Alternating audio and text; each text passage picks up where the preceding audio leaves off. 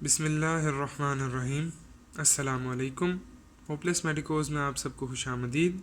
उम्मीद करता हूँ आप सब खैरियत से होंगे। आज हमारा लेक्चर डिस्ट्रीब्यूशन पे होगा।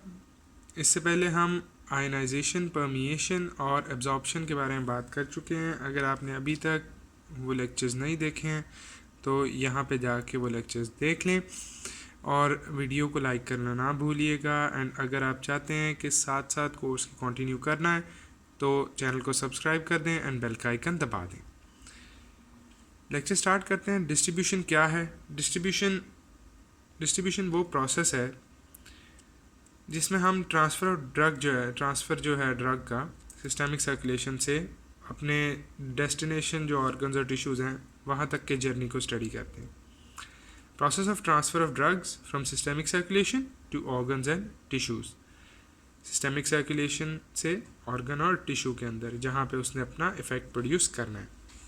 अच्छा, अगर आपको याद हो हमारी जो वीडियो थी परमिएशन वाली, तो याद करें हमने बात की थी कि लिपिड सॉल्युबल जो ड्रग्स हैं वो ब्लड बैरियर्स को क्रॉस करते हैं, जो आपकी बायोलॉजिकल बैरियर्स हैं, और जो वाटर सॉल्युबल हैं वो बेहतर ट्रांसपोर्ट होता है।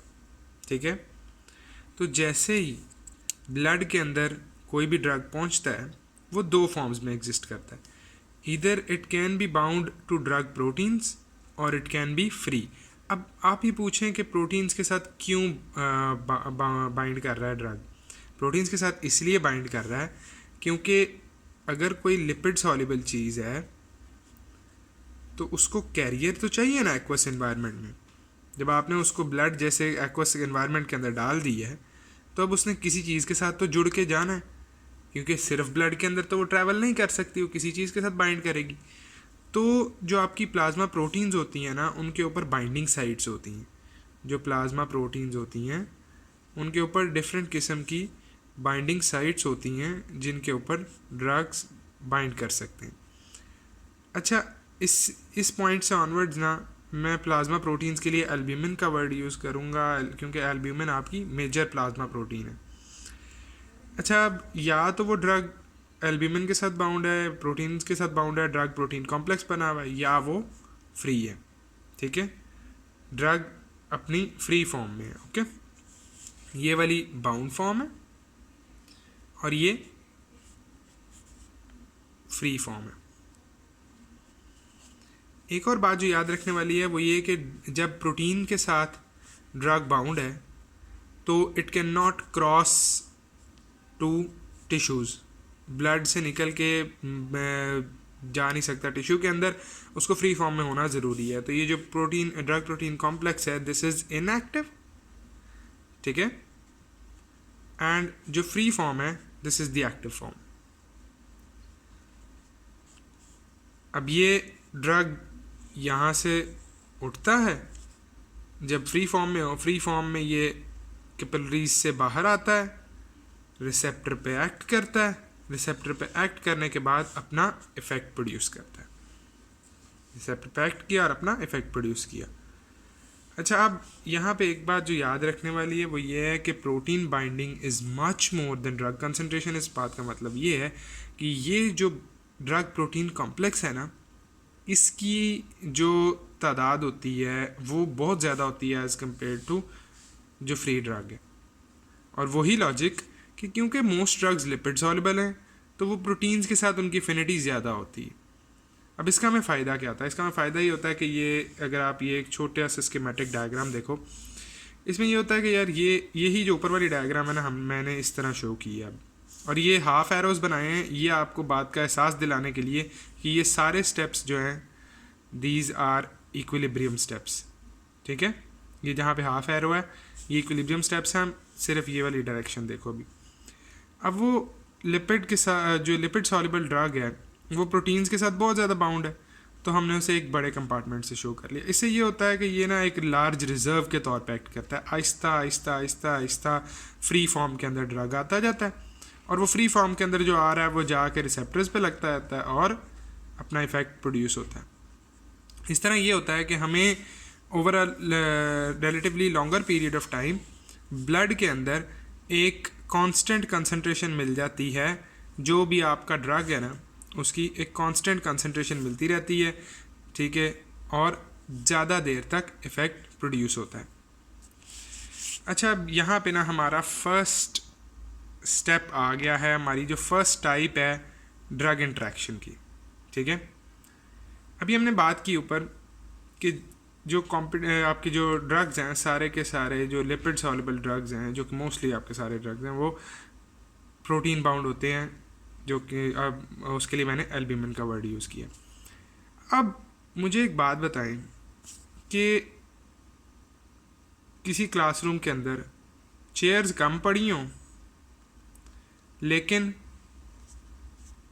2 ग्रुप्स आ जाएं जनाबे वाला, और वो उन चेयर्स के साथ चेयर्स के लिए compete करना शुरू कर देंगी। एक ग्रुप के अंदर 4 लोग थे, ठीक है, और दूसरे ग्रुप के अंदर लेट्स से जी 3 लोग थे, ठीक है। लेकिन अब नोट करो यहाँ कुर्सियाँ 6 हैं और ये वाला ज़रा माड़ा ग्रुप है, ठीक है, ए ने तगड़े।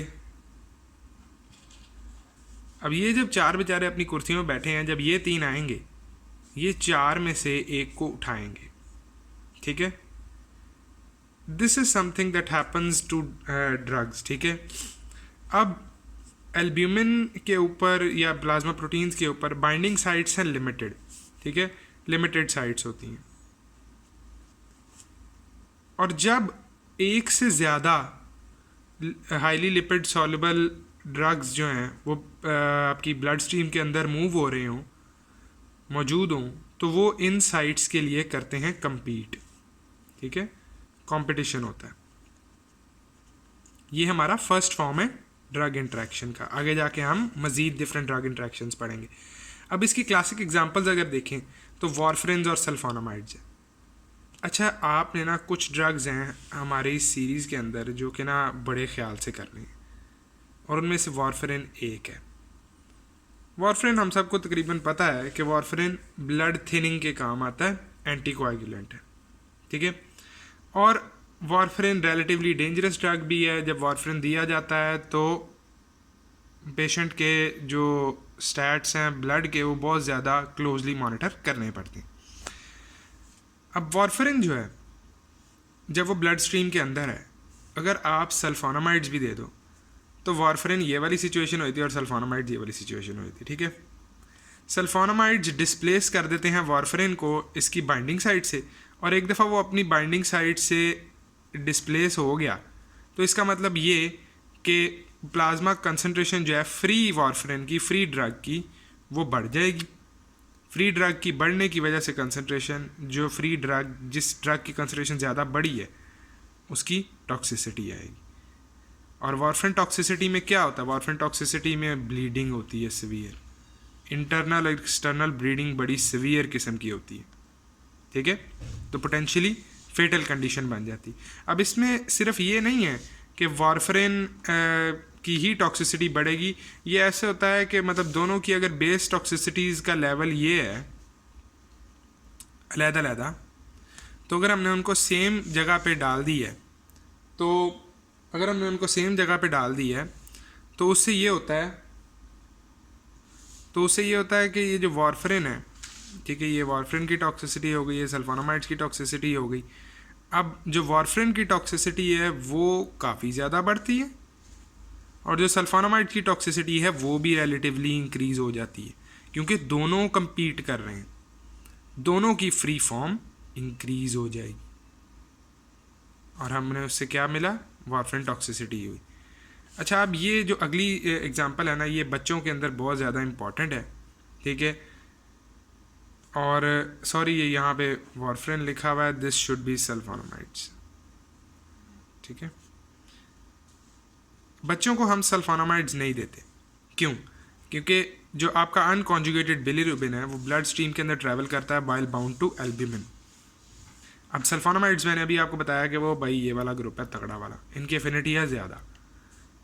बिलीरुबिन ये माड़ा वाला बंदा है, बिलीरुबिन हो जाता है अनकॉन्जुगेट, सॉरी बिलीरुबिन हो जाता है प्रोटीन से डिटैच, अब जब वो प्रोटीन्स से डिटैच होगा तो क्या होगा, ब्लड के अंदर बिलीरुबिन की जो कंसनट्रेशन है वो बढ़ जाएगी, जिसकी वजह से आपको कंडीशंस मिलती हैं जिनको हम कहते हैं कर्निक्टस और बिलीरुबिन एन्सेफेलोपैथी। कर्निक्टस एक फॉर्म है ब्रेन डैमेज की, जिसमें सेरेब्रल पाल्सी होती है, हेयरिंग लॉस होता है, और इसके अलावा विजन के प्रॉब्लम्स हो सकते हैं, टीथ के प्रॉब्लम्स हो सकते हैं, इंटेलेक्चुअल डिसेबिलिटीज़ कॉज होती हैं, etcetera. Not a very beautiful condition. Bilirubin encephalopathy जो है ब्रेन डैमेज, ठीक है, फैंसी सा वर्ड है ब्रेन डैमेज के लिए। खैर, सल्फोनामाइड्स और बिलीरुबिन साथ देने से बिलीरुबिन की अमाउंट बढ़ गई, जिसकी वजह से बिलीरुबिन ब्लड स्ट्रीम में बढ़ने की वजह से जो बच्चा है वो कर्निक्टस और बिलीरुबिन एन्सेफेलोपैथी सफ़र करता है। अब लास्ट हमारे जो आज के लेक्चर में पार्ट है वो है स्पेशल बैरियर्स, ठीक है। अच्छा, अब जो आपके स्पेशल बैरियर्स हैं ना, ये दो हैं, प्लेसेंटा और ब्लड ब्रेन बैरियर। प्लेसेंटा अगर हम बैरियर के तौर पे देखें तो भाई ये बैरियर नहीं है, ठीक है, मतलब कि मोस्ट ड्रग्स के लिए बैरियर नहीं है। हमारे जो मोस्ट ड्रग्स हैं वो इजीली क्रॉस करते हैं प्लेसेंटा को। अब इजीली क्रॉस करने का मतलब ये नहीं है कि मोस्ट ड्रग्स जो हैं वो पेशेंट में डेवलपमेंटल एबनॉर्मेलिटीज़ कॉज कर रहे हैं, जिनके लिए हम वर्ड यूज़ करते हैं teratogenicity, the ability to cause developmental abnormalities is called teratogenicity. अब सारे के सारे ड्रग्स आपके टेराटोजेंस नहीं हैं, लेकिन आपके मोस्ट ड्रग्स जो हैं वो जो आपका प्लेसेंटल बैरियर है उसको क्रॉस करके फीटस के अंदर आते ज़रूर हैं, ठीक है। Placenta is not a good barrier to drugs. On the other hand जो ब्लड ब्रेन बैरियर है ये हमारी बॉडी का जनाबे वाला जो बेस्ट बैरियर है ना, ये हुआ, ठीक है।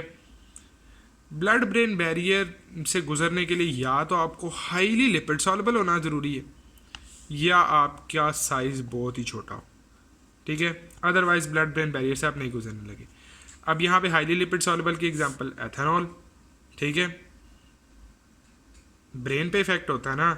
जो आप शराब पीते हैं, हाँ आप तो नहीं खैर पीते होंगे, लेकिन जो शराब पी जाती है उसका जो इफेक्ट है वो क्यों आता है, वो ब्रेन के ऊपर एक्ट करता है। और वो ब्रेन के ऊपर क्यों एक्ट कर सकते हैं, क्योंकि ethanol is highly lipid soluble और वो ब्रेन के अंदर एंटर होकर न्यूरॉन्स को इफेक्ट करती है। On the other hand lithium, जो कि बाइपोलर डिसऑर्डर के लिए एक बड़ी कॉमन मेडिकेशन है, वो जो है क्यों क्रॉस कर लेती है, हालांकि वो चार्ज्ड है, चार्ज्ड पार्टिकल क्यों भाई इतना एक टफ जो बैरियर जिसको हम कह रहे हैं उसको क्रॉस करेंगे, क्योंकि उसका मॉलिक्यूलर साइज़ जो है बहुत ही लो है। बहुत लो मॉलिक्यूलर साइज़ होने की वजह से इजीली ब्रेन को ब्लड ब्रेन बैरियर को क्रॉस कर जाती। अच्छा, एक छोटा सा जो आपने खुद ही अपने आप को जवाब देना है वो ये कि अगर ये दोनों ब्लड ब्रेन बैरियर को क्रॉस कर रहे हैं तो क्या ये प्लेसेंटा को क्रॉस करते होंगे? डेफिनेटली। और ये दोनों हाईली टेराटोजेनिक है, हाईली टेराटोजेनिक है, ठीक है। अच्छा, अब आगे चलते हैं। अब आप लोगों ने कल को जाके अगर आप कोई ड्रग्स डेवलप करते हो जो कि प्रेगनेंसी में काम कर रहे हैं, ठीक है, तो आपको क्या करना ज़रूरी है। हम फिर अपने परमिएशन वाले टॉपिक पे वापस जाते हैं। परमिएशन के लिए क्या ज़रूरी है? लिपिड सॉल्युबल होना ज़रूरी है, ठीक है। तो आप चाहते हो कि जो मेम्ब्रेन्स हैं प्लेसेंटा की वो ना क्रॉस हों, तो आप क्या करोगे? लिपिड सॉल्युबिलिटी का ऑपोजिट कर लो, लिपिड का ऑपोजिट कर लो। वो क्या है? वो है कि आपका ड्रग हाईली वाटर सॉल्युबल हो, ठीक है। दूसरा, बीच में पोर्स हैं छोटे छोटे जिनमें से गुजरना है, जो जगह हैं। अब अगर तो छोटा साइज़ है तो आसानी से गुजर जाएगा, जैसे यहाँ पे लिथियम गुजर गया था ब्लड ब्रेन बैरियर से। तो आप क्या करोगे? आप बड़े साइज़ का ड्रग बना दोगे जो कि इसको क्रॉस नहीं कर पाएगा, ठीक है, लार्ज साइज़।